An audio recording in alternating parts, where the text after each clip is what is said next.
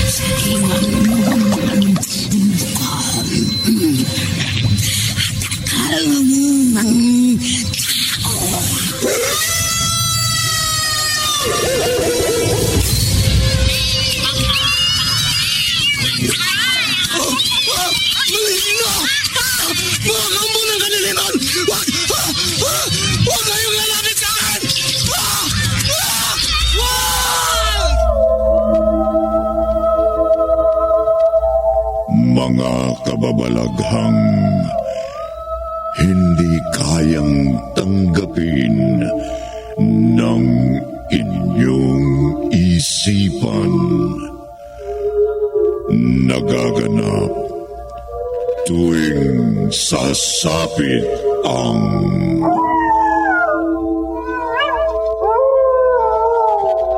gabi ng lagi.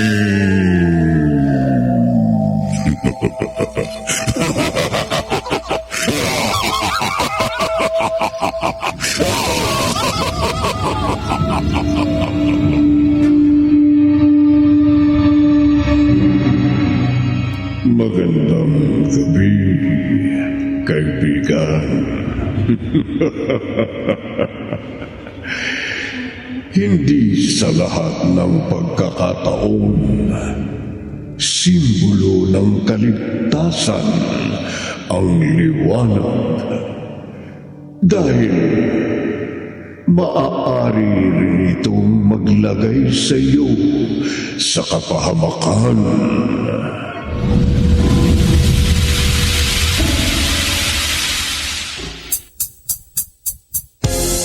When I say honey. Naku! Grabe naman yung mga kapitbahay mo, Ana. 6:00 pa lang ng gabi, bidyokit alak agad ang inaatupag ng mga kapitbahay mo. Nagkakasiyahan lang po sila dahil birthday nung kumari ko sa kabilang bahay. O, teka.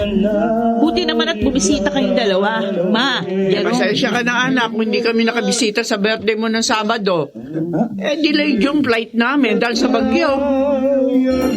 Ang importante, nakarating kayo ng ligtas ng kapatid ko. Ito pala yung regalo namin sa iyo ni Mama. Oh, Salamat, Jerome. Ay, siya nga pala. Marami akong hinanda pagkain. Tara na sa mesa. tara. Kayla! Anak! Naditong Lola at Tito Jerome mo. Halika na't kakain na. Malamig yan! Tito Jerome! Halika nga dito, Apo, at ang malambing kita. Maano po? Ay, matagal din tayo hindi nakita. O ano, namiss mo na ba ako, Apo? Opo, Lola! Sobra ko po kayong na-miss. Buti po dumalaw kayo sa amin. Teka, Ate Ana, nasa na nga pala yung asawa mo? Tumawag sa akin kanina si Dave. Mag-overtime daw siya sa trabaho. Ay, sus! Kahit na buong araw siya magtrabaho doon, hindi na aasenso yung asawa mo habang buhay na yung messenger. Ma, nagsusumikap naman si Dave. Alam mo, hanggang doon lang yung asawa mo. Kung nakinig ka lamang sana sa akin noon, di sana maganda ang buhay mo sa piling ni Alexander. Buhay doon niya ka na sana. Kaso, mas pinili mo pa rin yung hampas lupa mong asawa. Ma, tama na po yan. Huwag na po kayo magtalo ni Ate Ana. Dapat ngayong gabi nag-celebrate tayo, di ba? Ay, kung sa bagay, tama ka, Jerome. Pasensya ka na sana sa akin, Ana. Hindi ko lang kasi matanggap na ganitong buhay lang ay binigay sa iyo ni ng asawa mo. Siguro nga po, hindi maibigay sa akin ni Dave ang karangiang natatamasa ko noon. Pero masaya na po kami ni Kyla sa simpleng buhay namin ngayon. Ma, Ate Ana, Oh, Jerome, bakit? Oh, Diyos ko po! Ay, Ma, Jerome, ang liwanag sa labas. Bakit bigla lumiwanag ng ganyan? Gabi na! Halika. Silipin natin sa labas. Bakit lumiwanag ng ganyan?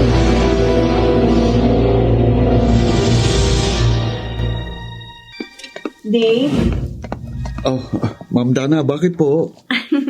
ibibigay ko lang sa'yo itong regalo ko ng birthday mo kahapon. Oh. Hindi ko naabot sa'yo dahil sobrang busy ko eh. Naku ma'am, nag-abala pa kayo.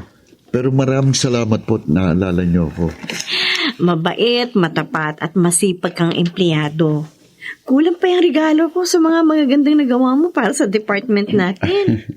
O paano, mauna na ako. Bukas na lang ulit. Oh, sige po ma'am, mag-iingat po kayo. Ikaw rin, Dave. Ingat pag uwi. Ano kaya itong regalo sa akin ng boss ko? Mabuksan nga. Oh, ang ganda nitong shades ha. Branded pa. Bagay na bagay itong pangporma. Habang nagmumotor ako, bukas ko na ito gagamitin. Teka, mailagay nga muna dito sa backpack ko. Ano liwanag doon? Nakakasilaw. Ano nangyayari? Bakit biglang lumiwanag sa labas?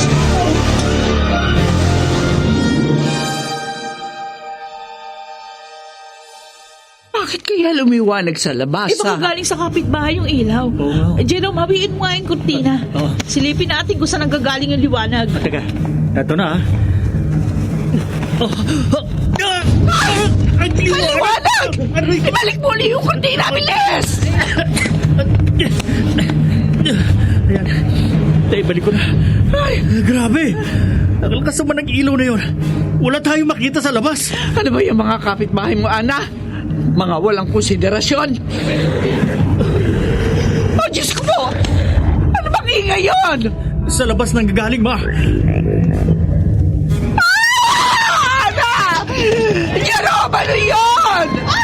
Yung mga kapitbahay ko, ma! Ana, ma, huwag kayong maingay. Baka marinig tayo kung ano ba yung kilalang na nasa labas.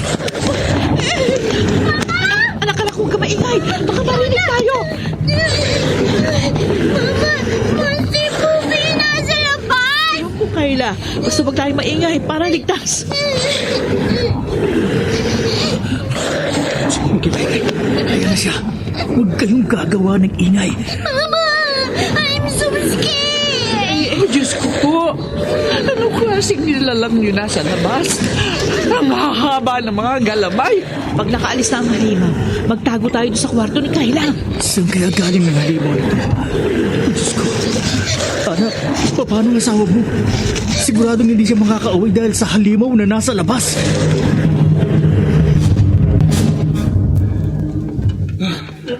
Nakakasilaw.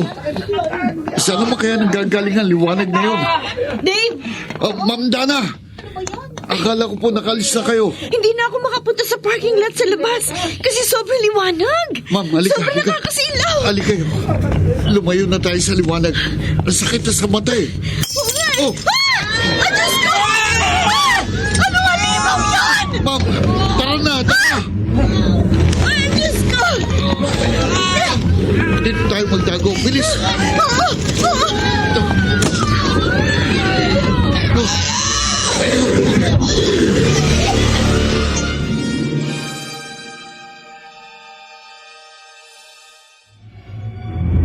Dave, anong klase halimaw yung umatake sa atin?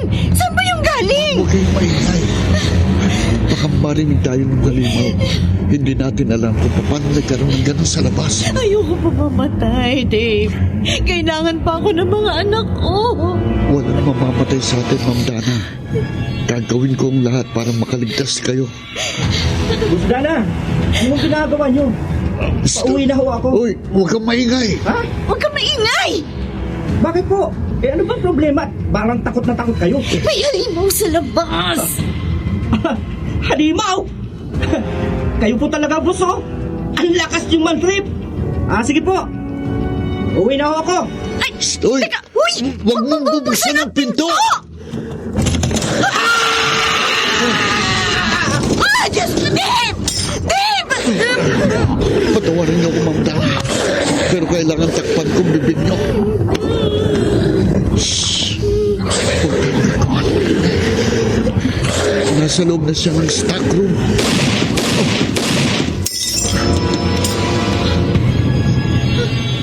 Ano, Dave? Ano? Wala na ba yung halimaw? Opo, Ma'am. Lumabas siya nang may marinig siyang putok ng mga baril. Kailangan na natin lumabas, Dave. Ayoko na tumagal dito. Nag-aalala na ako para sa mga anak ko. Naintindihan ko po kayo. Pero kailangan natin humanap ng tiyempo para makatakas sa mga halimaw na nasa labas. Makakauwi kayo sa mga anak niyo, Ma'am. Pangako.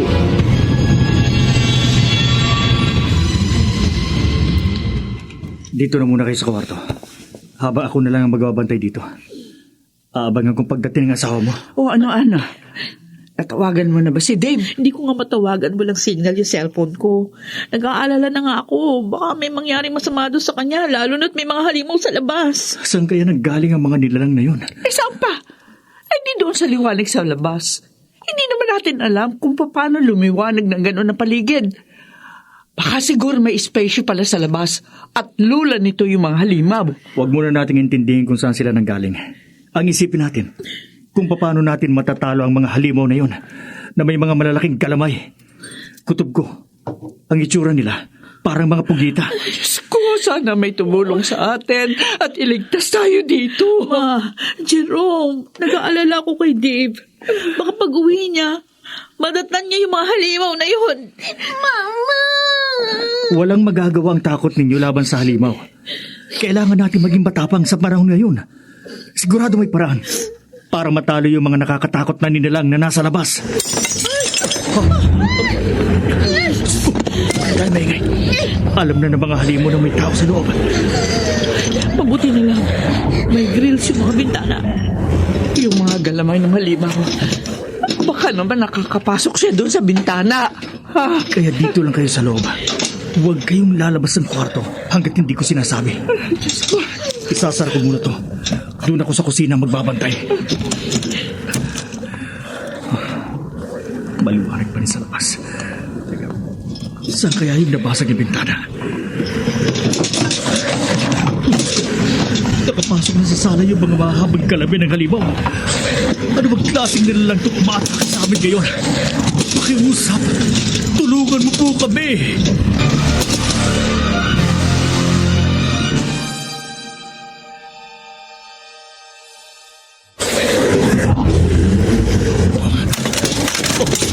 Nasa loob rin ng bahay ang mga mahabang galamay ng halimaw na nasa labas. Kailangan may pagtanggol kong sarili ko. Sakaling atakihin nila ako. Dahan-dahan akong pupunta sa kusina para maghanap ng panaksak o kahit anong armas. Lintik talaga. Ano ba yung kasanin?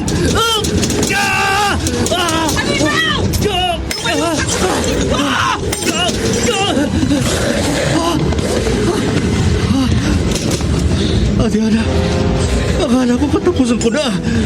Mabutit na iligtas kita agad. Mukhang umalis na ang halimaw. Pero sigurado ako, babalikan tayo niyan. Jerome, tingnan mo itong naputol na galamay ng halimaw. Nakakatakot ang itsura niyan. Parang alien. Siya nga pala, natawagan mo na ba si Dave? Hindi ko nga matawagan. Nablock siguro ng liwanag sa labas. Lahat ng signal. Kahit na radyo, wala rin. Nag-aalala nga ako sa asawa ko. Baka napaano na yun. Uy, wag sana. Wag sana mapahamak sa mga galamay ng halimaw.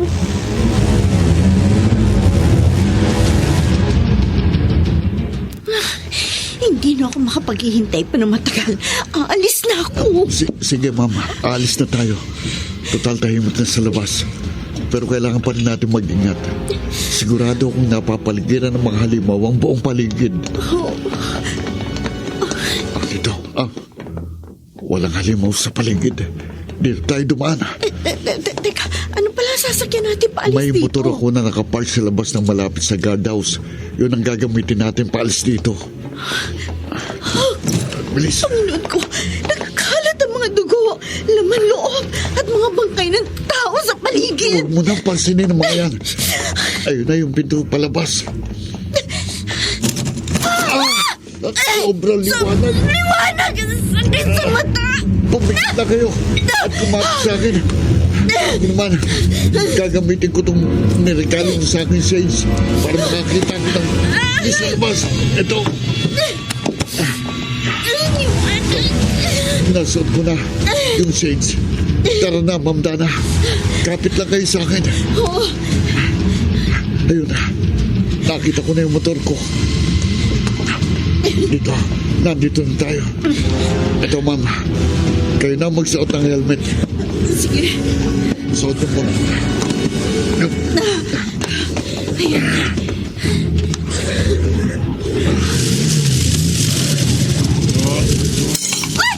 Dave! May papalapit na halimaw! Bilisan natin! Kapit ka lang, Ma'am. Ito na!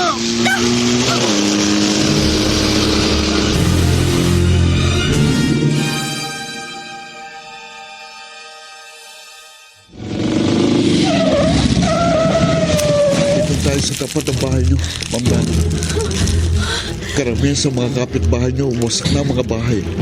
Yung iba nasusunog na. Wala na ding tao sa paligid. Oh my God! Ang mga anak ko! Ella! Joshua! Tita Ruby! Sandali, Ma'am. Baka may mga halimaw sa loob ng bahay niyo. Sira yung pinto ng bahay. Ibig sabihin, may nakapasok na halimaw sa loob. Oh, Diyos ko! Nagkalat ang mga dugo sa loob ng bahay! No! No! Mga anak ko! Ma'am, sandali! Hintayin mo ako. Akit din ako sa taas. Ella, Joshua! Tita Ruby! Anong nangyari? Diyos ko. Dalawang bangkay ng bata. Mga anak ko! Parang nilapa ng mabangis na hayop. Di ba mga anak ko? Patay na mga anak ko! Ma'am, huwag po kayong maingay. Baka marinig ka tayo ng mga alimaw sa labas. Wala na akong pakialam Ma'am. kahit mamatay pa ako! Wala na sa akin ang mga anak ko! Ma'am Dana, malis na tayo. May mga halimaw sa ibaba. Papunta sila dito. Sige na, Dave! Umalis ka na! Iligtas mo na ang sarili mo! Ma'am. Hayaan mo na ako! Wala na akong matatakasan. Dito na lang muna ako magtatago sa aparador.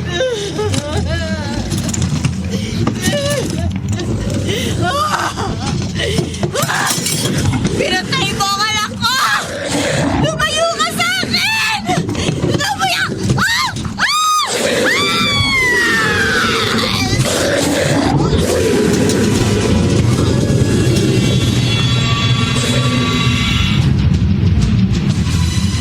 Tawarin mo ako, Ma'am Dana. Hindi kita magawang iligtas sa mga halimaw kanina. Kailangan ko pa kasi mabuhay para mailigtas ko ang pamilya ko sa mga nagkalat ng mga halimaw sa labas. Ayun! Kailangan ko munang tumahimik. Nasa loob pa rin sila ng bahay ni Ma'am Dana. Diyos ko. Tulungan mo akong makalabas pa dito. Hinihintay na ako ng pamilya ko. Diyos ko. Huwag mo saan silang hayaan na mapahamak sa kamay ng mga alagyan ng Diablo.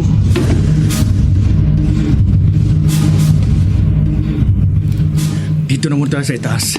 Dahil delikado na sa baba. Nakapasok na sa loob yung mga galamay ng halimaw. Sinuri naming mabuti yung naputol kong galamay ng halimaw. Nakakatakot. Kasi may mga suction cup ito na tulad ng sa octopus. Pero may mga matutulis na ngipin sa gilid. Panginoon, nakakatakot naman pala. Mama, kailan po ba darating si Papa? Hindi ko alam, anak. Alam ko, buhay pa ang papa mo. Pauwi na siya. Paano siya makakauwi kung may mga halimaw sa paligid ng bahay? Mamaya, Susubukan ulit namin ni Ana na bumaba para abangan si Dave.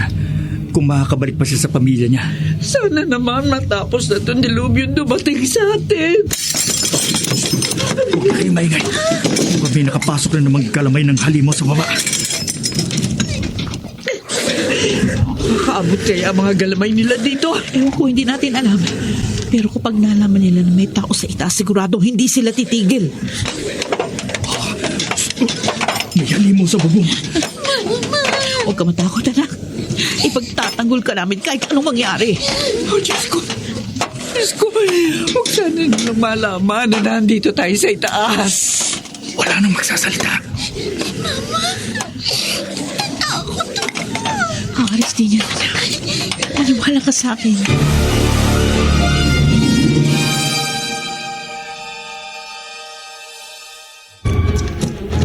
Wala na akong narinig ng mga halimaw sa loob ng bahay. Ligtas na siguro lumabas dito sa aparador.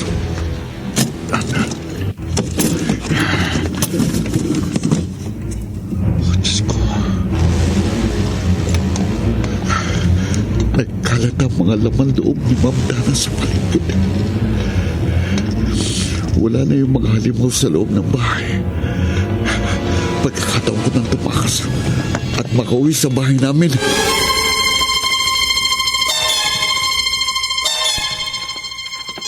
Jerome, ano?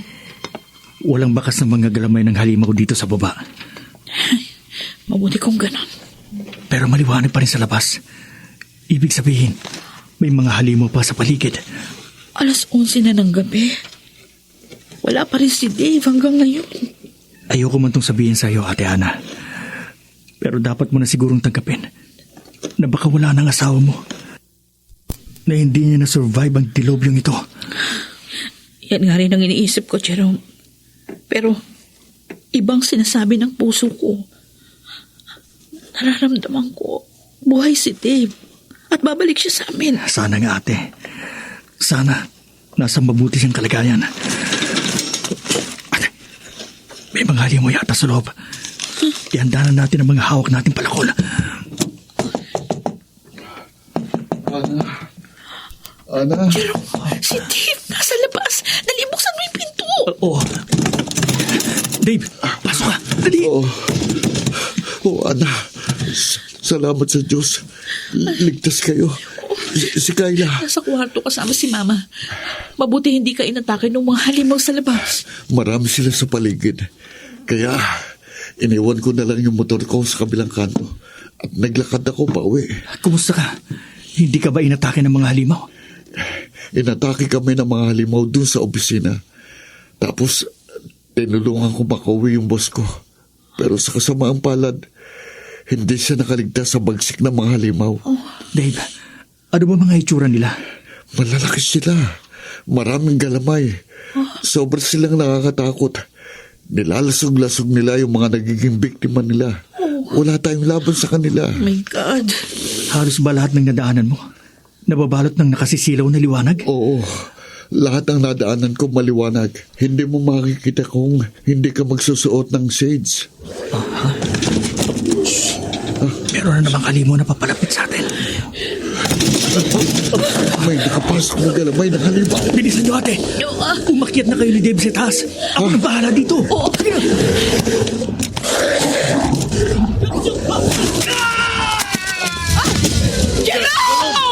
Iligtas ka namin! Jerome! Jerome! Ana! Ang kapatid ko! Ana! Kailangan na natin umakyat sa taas. Jerome! Dali! Hindi!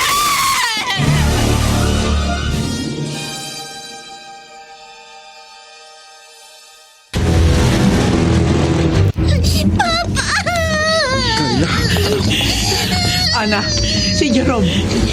Bakit hindi niyo kasama? Patay na si Jerome, ah. Ano? Nahuli siya ng mga galamay ng halimaw na nasa labas. Hindi na po namin siya nagawang tulungan kasi marami pang mga galamay ang pumapasok sa loob. Patawarin niyo po kami. Jerome, anak ko. Bakit hindi namin na pwedeng kunin? Bakit anak ko pa? may mga galamay ng halimaw pa rin na nasa baba. Kaya, huwag pa rin tayong gagawa ng kahit anong ingay. Pareho tayong nasasaktan sa pagkawala ni Jerome. Pero kailangan natin magpakatatag. Kailangan pa nating lumaban para sa ating mga buhay. Mama, natatakot po ako sa monster. Huwag kang matakot, Kayla. Hanggat buhay kami ng papa mo, hindi namin nahayaan na makuha ka sa amin ng mga halimaw na pugitang yun.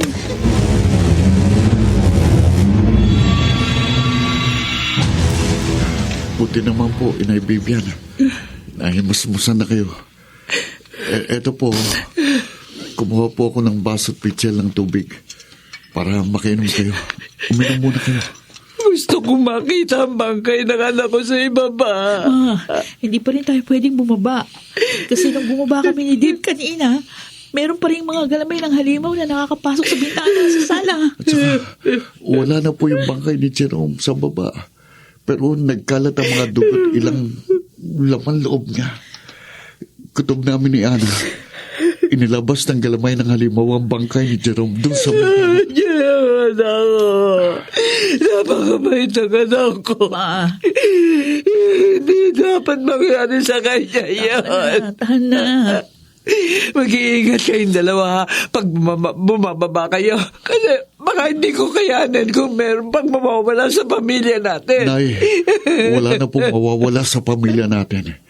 Ipinapangako ko sa inyo na hanggat buhay ako, ipagtatanggol ko kayo sa mga halimaw sa labas. Alam mo na magaling araw. Maliwanag pa rin sa labas. Hindi na ba natin maisasara yung mga bintana sa sala? Basag na ang mga salamin sa bintana.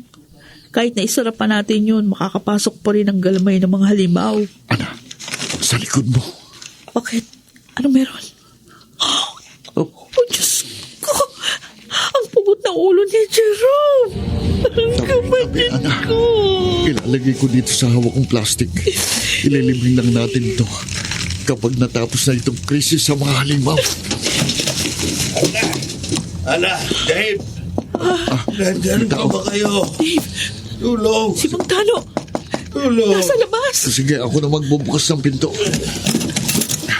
Tano, tuloy kayo sa loob. Bilis, bago tayo maabutan ng mga halimaw. Diyos ko! Mang Tano, duwag kayo!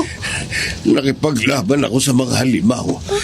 Pinatay nila ang buong pamilya ko. Ako lang ang nakaligtas. Ana, bubuhatin at dadalhin ko na sa itaas yung mga Tano para magumot ang mga sugat niya. Ikaw naman, kunin mo yung first aid kit. Dalhin natin sa... Sige, Dave. Tara na, mga Tano. Gagamutin ka. Namin kayo. Bubuhatin ko kayo.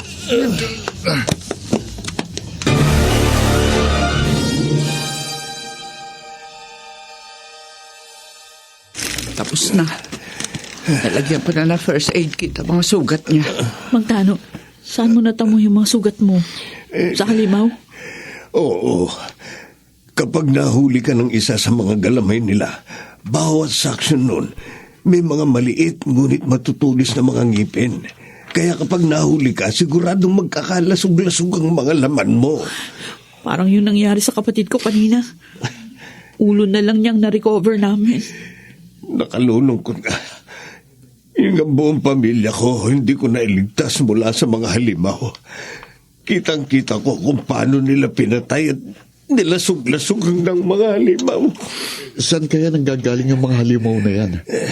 Dahil ba yan sa liwanag sa labas? Alam ko kung saan nagmula ang liwanag na yan, na nagdala ng mga halimaw na nasa labas. Talaga ho, saan nagmula? Yung anak kong panganay, si Henry, nagtatrabaho sa isang Chinese electronics company. Naikwento niya sa akin dati na meron siyang pinamumuno ang proyekto na ang layunin ay buksan ng mga portal o lagusan papunta sa ibang dimensyon. Kung ganun, ang mga halimaw na nasa labas, galing pa sa ibang dimensyon? Parang mga alien? Kaninang 3:00 ng hapon, tumawag si Henry sa amin para sabihin hindi siya makauuwi ng bahay dahil mag-overtime siya dahil nga susubukan na nilang buksan ng interdimension portal gamit ang naimbento nilang machine. At 3 minuto bago maghari ang liwanag kaninang 6:00 ng gabi, tumawag pa sa akin si Henry. Umiiyak, natatakot at nagpapaalam sa akin. Nagkaabirya yung eksperimento nila. At alam kong yung liwanag sa labas at yung mga halimaw sa paligid ang sinasabi niyang abirya. Ano na kaya nangyayari sa mga kapulisan at mga sundalo natin? Nakikipaglaban kaya sila sa mga halimaw sa labas? Wala silang laban sa mga halimaw. Kasi nung nakaharap ko ang isa sa kanila, nakita kong matigas at parang hindi tinatablan ng bala ang mga balat niya. Bukod sa mabibilis silang kumilos kapag hindi naisara yung portal na nabuksan, siguradong uubusin nila mga tao at sila ang maghahari sa buong mundo. Oh, Diyos ko. Kung ganon, wala na pala tayong pag-asa na makaligtas. Hindi ako naniniwalang wala silang kahinaan. Meron at meron yan. Yan ang didiskubrihin natin. Montano, bakit? Masakit ang buong katawan ko. Siguro dahil sa mga natamo kong sugat na gawa ng mga halimaw sa aray. Montano. Montano, kayo maingay. Baka marinig tayo ng mga halimaw. Busalan mo bibig ng Montano, bilis. Pasensya na, Montano, pero wala akong gawin to. Ana, Dave. Diyos ko, mukhang nasa bubong ng kwarto natin ng mga halimaw. Walang gagawa sa inyo dalawa. Montano. Nawala na ng malay si Montano. Mukhang wala na yung halimaw. Nanay Bibian, Ana, buti pa si Kayla. Mahimbing na natutulog. Magpahinga na rin kayo. Huwag kayong mag-alala. Babantayan ko kayo habang natutulog kayo. Paano ako makakatulog? Kung iniisip ko may halimaw na pwedeng umatake sa atin anumang oras. Nakipilitin nyo pa rin. Kailangan nyo matulog para magkaroon kayo ng lakas ni Ana. Oo nga ma, tama si Dave. Magpahinga muna tayo para meron tayong lakas na labanan yung mga halimaw mamaya pagsikat ng araw.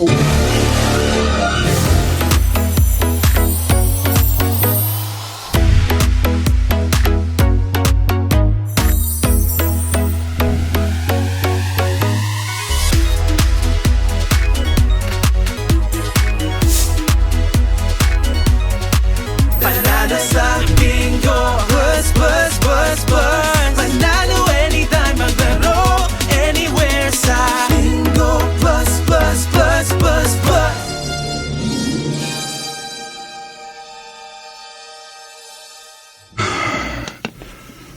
3:00 na ng madaling araw.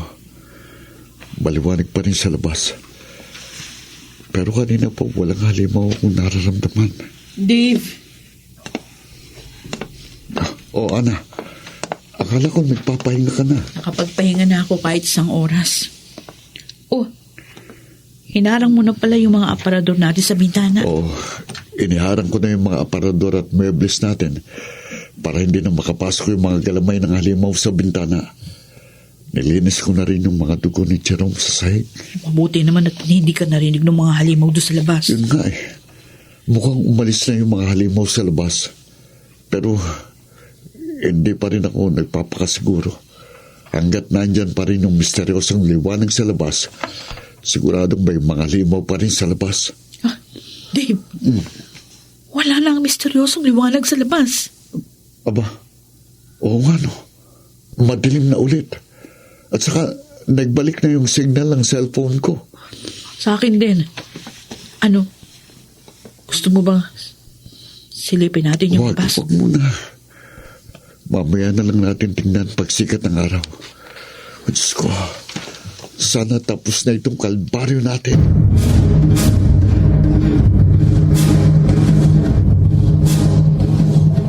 Ma, lalabas kami ni Dave para humingi ng tulong. Mag-ingat kayong dalawa ni Kayla, ha? At saka pakiasikaso na rin sa Montano. Baka maayos na pong pakiramdam niya. Ihahanap namin siya ng tulong para maagapan at hindi lumala ang infeksyon sa mga sugat niya. Medyo kinakabahan ako para kay Montano. Kasi kanina naobserbahan ko na parang nagkukulay berde na yung balat niya. Tapos, nanginginig yung buong katawan niya. Huwag po kayong mag-alala. Lilibutin lang po namin itong buong barangay tapos babalik din kami kagad kapag wala kaming nahinga ng tulog. Ay, sige, Dave. Ana, mag-iingat kayong dalawa ha. Hihintayin namin kayo.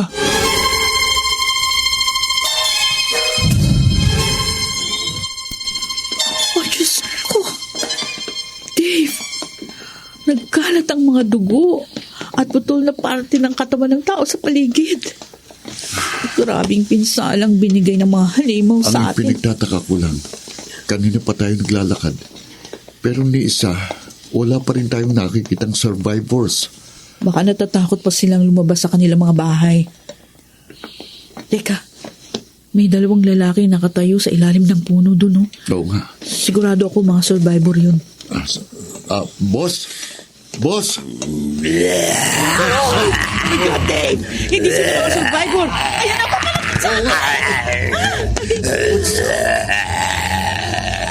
Bakit nagkaganito itong dalawang ito?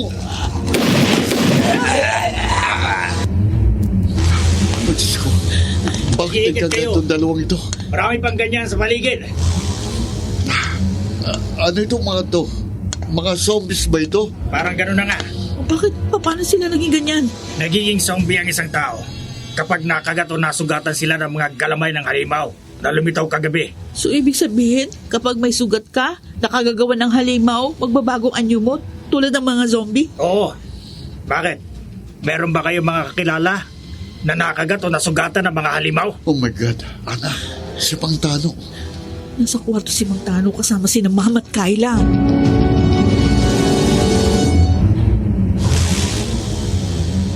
Kayla, Apo, eto na yung noodles mo. Tara, kumain na tayong dalawa. Sino Mama at Papa? Saan po sila pumunta? Sa labas. Hihingi lamang sila ng tulong.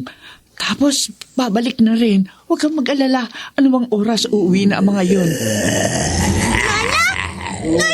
Tano po! Nasa likod na!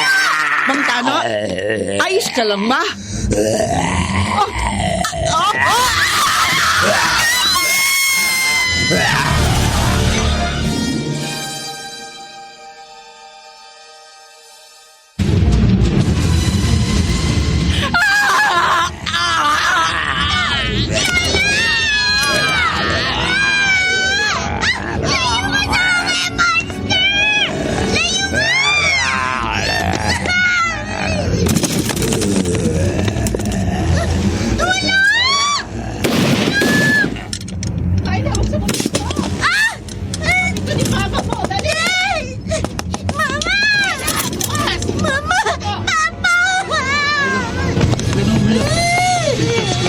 Mabuti, mabilis tayo nakarating dito.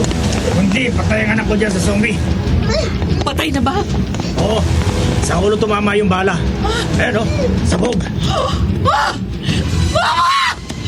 Oh, Diyos ko! Nakabulagta siya sa sahig! Patay na tong mama mo. Dinukot mo naman ang bitukan niya ng zombie. Teka, sandali, Ana. Para makasiguro tayo na hindi na siya babangon. Ito. Bakit? Kailangan pa bang paputukan ng baril ang ulo ng biyanan ko? May mga na-encounter ako na akala ko patay na. Pero biglang bumangon at nagasik ng lagim. Buo pa kasi ang utak. Kailangan paputukan para masigurong hindi na babangon. Ang isang patay na.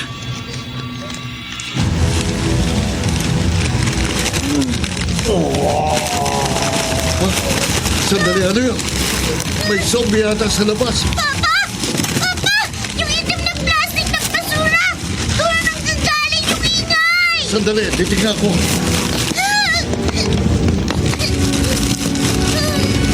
Oh, Diyos ko. Yung pugot na ulo ni Jerome, Ana. Oh my God! Buhay ang pugot na ulo! Sabi dyan, Dave! Ako na mahala! Wala na. Tumigil na yung zombie na ulo ni Jerome. Ayan yung sinasabi ko sa inyo. Kaya ako pinaputukan ang ulo ng biyanan mo. Kahit lasog-lasog na ang katawan, puputol na ang ulo. Basta buo pa ang utak, mabubuhay ang patay. Kailangan natin umalis dito. Baka may mga zombie pa sa paligid. Saan naman tayo pupunta? May narinig ako na announcement sa radyo. naligtas na lugar na pwede natin pagdaguan. Maigpit na binabantay ng mga sundalo natin at mga pulis. Malapit lang yun dito. O ano? Sasama ba kayo sa akin?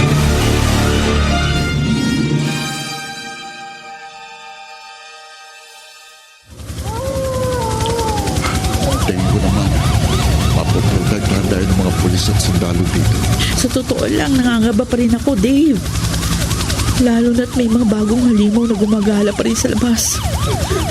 Nawala na nga yung mga halimaw na pugite. Nag-iwan naman sila ng mga infected na zombies. Sana mahuli na ng mga otoridad yung mga taong naging punot dulo ng krisis na ito. Mga walang awa sila. Maraming namatay dahil sa kasakaman nila sa pera. Mama! Papa! Huwag ka na matakot, anak. Ligtas na tayo rito. Hindi nila tayo pababayaan. Sa totoo lang, Ana, nag-aalala ko para sa anak natin. Marami siyang nasaksihan na hindi dapat. Natatakot ako na baka magkaroon ng epekto yun sa paglaki niya. Namimiss ko po si Lola at si Tito Jerome. O ako rin, anak. Kahapon kasama pa natin sila. Pero alam ko naman, Kayla, kasama na nilang pareho si Jesus. Kaya huwag ka nang umiyak.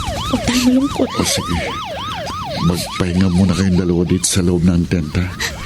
Babantayan ko kayong dalawa. Tapos, kapag dumating na ang rasyon ng pagkain, ako nang kukuha para sa inyo. Ikaw, hindi ka ba magpapahinga? Wala ka pang pahinga mula kagabi. Huwag niyo akong alalahanin. Kaya ko pa naman. Ang importante, makapagpahinga kayong dalawa.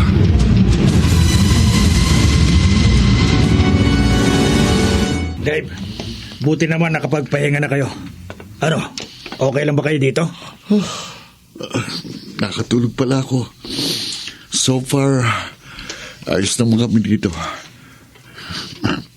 Teka, anong oras na pala? Mag-aalauna na ng hapon. Dumating na yung mga pagkain.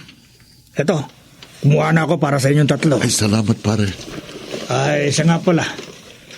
Nasabihan ako na magkakaroon daw ng patakaran na lahat ng lalaki dito sa evacuation camp. Magji-duty mamayang gabi para magbantay at masigurong walang pugita o zombie ang makakapasok sa atin. Kaya ikaw, Dave, magpahinga ka na rin para mamaya may lakas ka. Sige, pagkatapos kumain, matutulog ako. Mukhang mapapalaban tayo mamayang gabi. Bakit? Marami bang umaatake sa atin ngayon? Ang sabi, marami daw zombie sa labas. Pero nalalaban na natin kasi may araw. Pero pagsapit ng dilim, siguradong mahihirapan tayo. Lalo na't limitado lang palang kapasidad ng mga generator. Wala na ba tayong supply ng kuryente? Oo. Putol na ang supply ng mga kuryente sa buong bansa, ayon kay General. Tapos, baka maputulan na rin ang supply ng tubig. Dahil pinangangambahan na baka makontamina ng virus na nagmumula sa mga pugitang halimaw. Ano ba itong problemang dumating sa atin? Sana matapos na ito.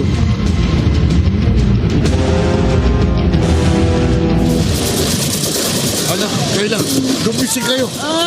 Bakit? Ano nangyayari? Oh, bakit nagkakaputukan? Pinasok yata tayo ng mga infected. Ano? Kayla, bumangon ka na. Dali. Bangon na. Bilisan natin. Lumabas na tayo ng tent. Dalhin nyo na rin yung mga bagay dyan na pwedeng gawing armas laban sa mga zombies. Kayla, takbo! Paano tayo napasok ng mga halimaw na yan? Akala ko ba ligtas tayo dito? Hindi ko alam kung bakit tayo napasok sa loob. Maski ako nagulat din. Hey! Ana! Dito! Bilisan niyo! Ana, Kayla, doon tayo pumunta. Pasok kayo! Dali! Isang sarap ko na kaya. Dalihan niyo! Huwag kayo matakot! Paano tayo makakatakas dito? Ayun lang ang mga zombies sa labas ng rehas. Sandali. Pwede tayong dumaan sa bintana ng may rehas. Saan, Ana? Ayun! Nabubuksan ang rehas sa bintana. Matanggal lang natin yung kandado. Meron kayong alambre? O kahit paperclip? Dito tayo sa kwarto ng mga tools. Siguradong merong mga alambre sa paligid. Eto. Merong alambre. Ano bang gagawin mo, Dave? Magaling ako magbukas ng padlock gamit ang alambre. Akin na yung hawak mo. Ito. Kayo, huwag na kayo magpanik. Si Dave nang bahala sa padlock. Makakalabas tayo dito.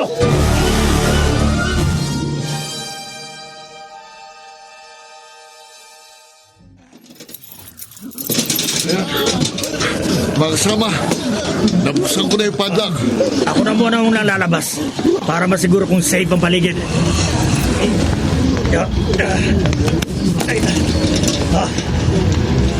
Mga kasama, ligtas dito. Oh, Huwag na kayo lumabas. isa-isa lang ang paglabas, ha? Sige. Unahin mo na yung mga babae at mga bata. Ano? Kayo na ni Kayla ko nang lumabas. Oo, sige. Kayla, tara na. Oh, sino susunod? Oh, ikaw na. Hindi, ako. Konting bilis lang natin, ha? Ako na ang huling lalabas. Please.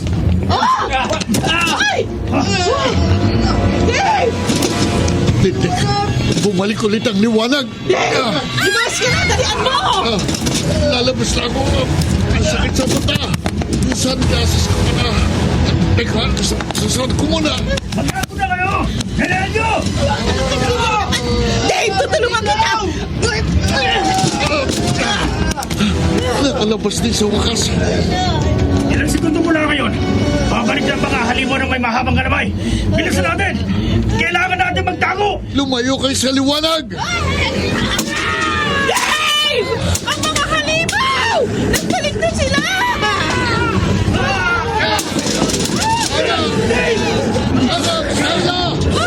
Dave! Kayla! Ang papa mo! Kinukuha ng halimaw!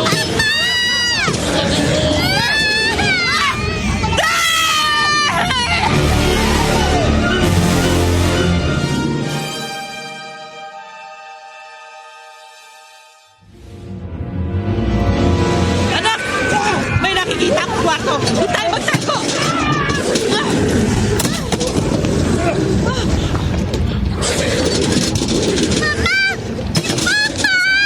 Huwag ka nang umiyak! Makakalik ka sa papa mo! Naniniwala ako sa kakayahan niya! Oh, shh! Huwag ka nang maingay! Huwag ka maingay! Mama, I'm so scared. Naman na! Nasa labas ang mga halimaw! Huwag tayong gagawa ng anumang ingay! Kailan kumapit ka lang sa akin? Hindi kita pababayaan. Hindi ka makukuha sa akin ng mga halimaw. Pangako! Ang liwanag. Tahimik na sa paligid. Nakatulog pala kami ni Kayla. Anak, gising na. Wala na yung mga halimaw na may galamay. Mama. Halika na. Lalabas na tayo. Pero kailangan pa rin natin mag-ingat. Dahil tiyak, may mga zombie sa paligid. Hanapin po natin si Papa. Oo, anak, hahanapin natin ang papa mo. Magkakasama ulit tayong tatlo.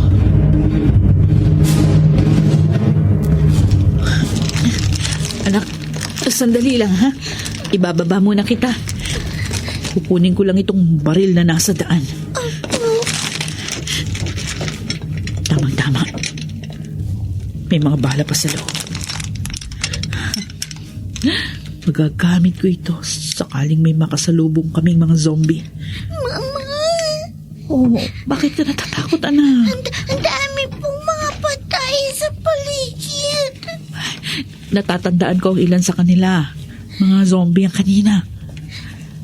Pero kinain siguro yan ng mga halimaw na may mahabang galamay. Kaya huwag ka maingay. Aalis ako sa tabi mo. Baka bumangon ang mga yan. Mama! Mama! Si Papa! Buhay si Papa! Dave! Buhay! Ang asawa ko!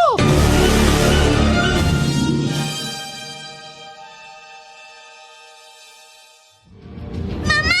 Si Papa! Malapit sa atin! Sandali, Kayla! Parang... Papa! Kayla! Bumalik ka dito! Zombie ng papa mo! Papa! Papa! Buhay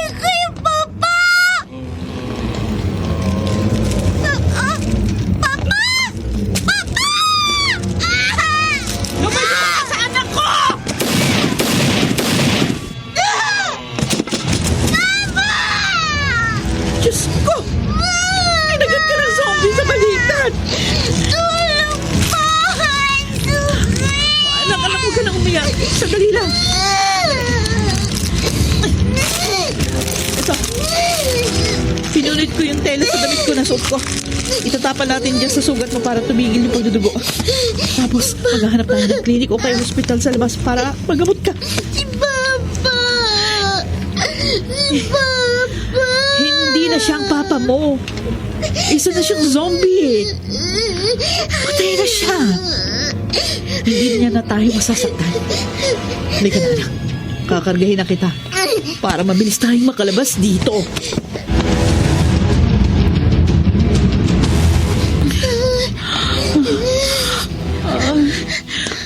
Pagod na ako.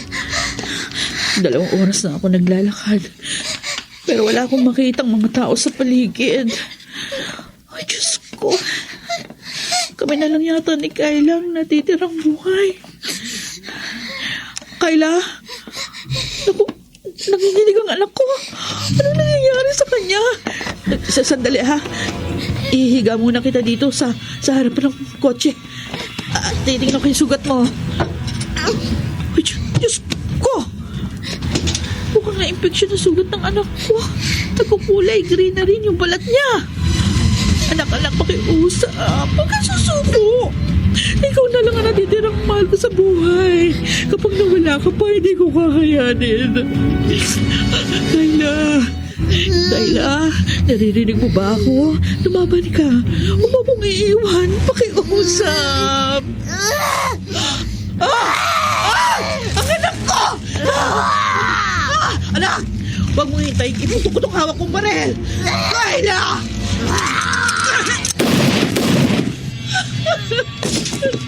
Sorry, anak.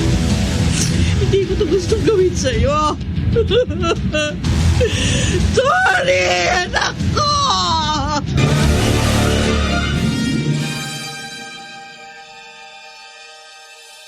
Magagabi na.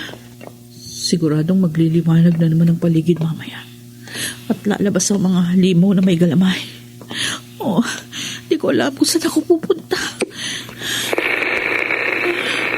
Break. Oh, Break. Saan nagagaling yun? Come in, break. Doon sa may guard post. Pupuntahan ko. Break. Walang tao sa guard post. Merong walkie-talkie sa loob.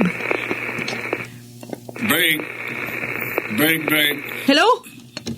Naririnig niyo ako? Naririnig kita. Si Eugene. Hindi ko alam. Survivor ako. Napadpad lang ako dito sa guard post. Nakita kong walang tao kaya pumasok ako. Ganun ba? Anyway, magpapadala kami ng isang platoon para iligtas sa mga survivor. Mag-isa ka lang ba dyan? Oo. Pero hindi ko alam kung may tao sa loob ng building malapit dito. Ayoko naman pumasok sa loob. Dahil natatakot akong makasalubong ng mga zombie. At konting bala na lang ang natitira sa baril ko. Copy that. Pupunta na sila dyan. Huwag ka nang lalabas ng guard post. Hintayin mo kami. Sige, sir. Hihintay ko kayo.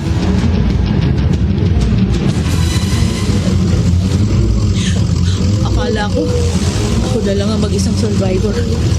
Mabuti na lang talaga, iniligtas niyo ko. Walang anuman, Ana. Ginawa lang namin ang obligasyon namin bilang mga sundalo. Pero alam mo, Bert, hindi na ako natatakot mamatay. Sa totoo lang, hindi na rin ako naghahangad na mabuhay pa. Kasi wala nang lahat ng mahal ko sa buhay. Ang mama ko, kapatid ko, ang aking asawa at anak. Huwag mong sabihin yan. Siguro, hinayaan ka mabuhay ng Diyos dahil siguro may misyon ka pa dapat gawin. Matatapos din tong krisis na to. Sana nga. Sana matigil na yung pinagmumula ng nakasisilaw na liwanag sa gabi. Alam na namin kung saan ang gagaling yung liwanag na yun. At pupuntahan namin yun mamayang gabi. Talaga? Gusto kong sumama sa inyo. Pasensya ka na, Ana. Pero hindi pwede. Ha? Delikado misyon namin. Ganun ba? Gusto ko sanang makatulong sa inyo. Pero sige, mananatili na lang ako sa military camp. Ipagdasal mo na sana magtagumpay kami sa aming misyon. Oo, Bert. Umaasa kami sa inyo.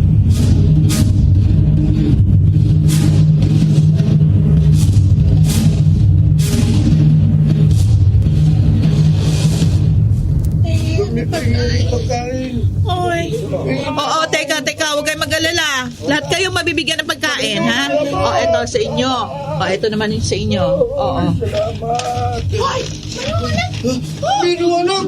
Oh, Diyos ko! May liwanag na naman ulit. Yan ang armas! Tumayo kayo sa liwanag! Ano ba pwede kong gawing armas dito? Ay, ito. May kutsilyo. Huwag kayong maingay! Walang mag-iingay! Walang kaingay! Huwag kayong gagalaw! Kaya limaw! Kaya limaw!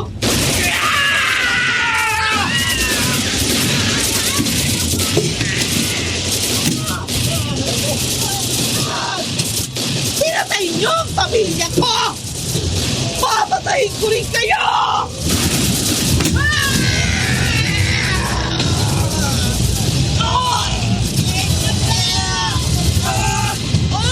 Ang katawan ko! Papatayin kita!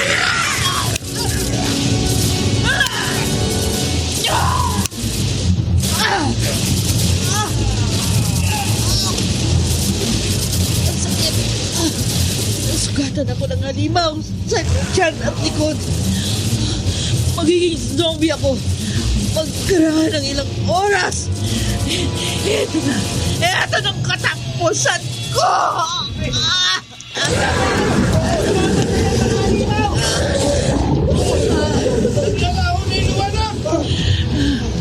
Wala nang mga halimaw. Wala nang liwanag. Ibig sabihin, Kapag pa ng balita, nagtakot pa yung mga kasama natin. Nasira ang portal ng mga halimaw. Ano nga? Ayos! Higdas na tayo! At hindi na magbabalik ang mga halimaw! Hindi na! Wala na ang mga halimaw! Wala na!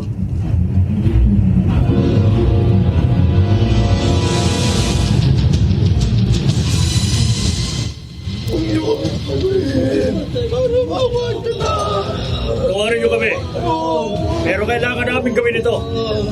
Dahil kapag hinayaan pa namin kayong mabuhay, magiging zombie kayo. At makakapisahan pa kayo ng ibang survivor. Bago pa mangyari yun, aagapan na namin ang nakatak ng pag-aasik nyo ng lagim.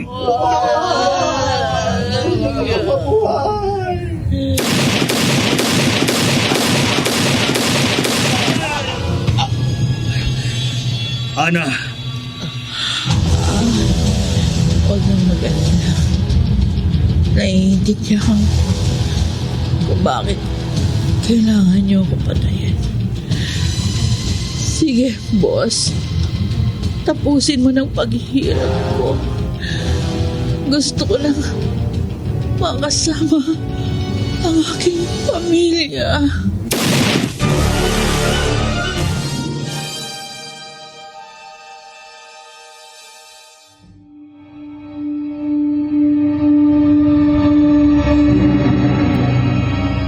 Laging maging handa sa anumang posibleng mangyari sa paligid. Dahil hindi natin masasabi kung kailan darating ang trahedyang magpapabago o sisira sa ating buhay.